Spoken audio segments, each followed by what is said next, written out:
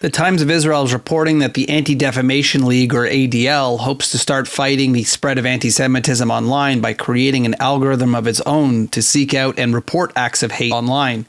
When it comes to anti-Semitism on social media, the algorithms used by governing the major platforms shoulder much of the blame for the spread. The Anti-Defamation League hopes to fight this spread by creating an algorithm. The Jewish Civil Rights Group announced that it has built a system called the Online Hate Index, describing it as the first tool ever developed to measure anti-Semitism on social media platforms. The program can sift through millions of posts quickly and detect anti-Semitic comments and aid in their removal. The Online Hate Index was needed because social media companies were not being transparent enough about how their platforms attempt to curb the spread of hate speech. As many people probably know by now, these companies use these algorithms to try and dictate what you see at all times on your social media. Many of these are personalized for each user in order to try and give you what you want.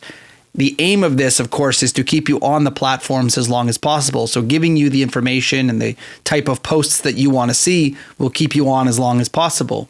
Unfortunately, these algorithms that they use can sometimes spread misinformation and hate because, unfortunately, that's what some people want to see. Also, one of the issues that was brought up recently is the fact that in order to keep people online and active, controversial topics seem to do better at trying to keep people online. If the idea, of course, is to keep people online as long as possible, then the most controversial topics and the things that will get people heated for one side or the other will do better in making sure people will stay on the platform as long as possible, tweeting and replying to other people's hate.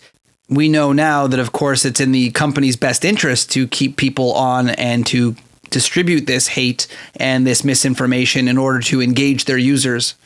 The Anti-Defamation League, of course, is trying to sort of override this issue where they are trying to point out these hateful posts and disinformation and anti-Semitism in order to report them to the company and have them taken down.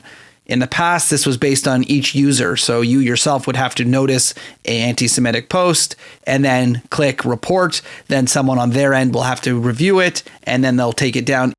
The system will scour the internet sites and the posts in order to find these things using an algorithm, which will then be sent to a person at the ADL who will confirm, yes, in fact, this is anti-Semitic hate, and then that person will report it and have it taken down much quicker than it would have been in the past. Social media companies have long been criticized for the fact that they allow a lot of things to go through and break their rules as a way of keeping it on their site for as long as possible. Hopefully, this new project by the ADL will aid in trying to remove some of these issues. But of course, the one flaw in this system is hoping that these social media sites will do what they need to do and remove them once they're reported. Some of the algorithms used by these social media companies try to take down things like Holocaust denial and anti-Semitism. And unfortunately, they don't do a great job because not only do they miss a lot of things, sometimes they can actually pull down legitimate Holocaust comments when it comes to Holocaust remembrance and stories of the Holocaust. They will be taken down too because unfortunately the algorithm can't tell the difference. I guess we can all be very hopeful that this system will be a first stepping stone towards trying to clean the internet of something that almost seems impossible.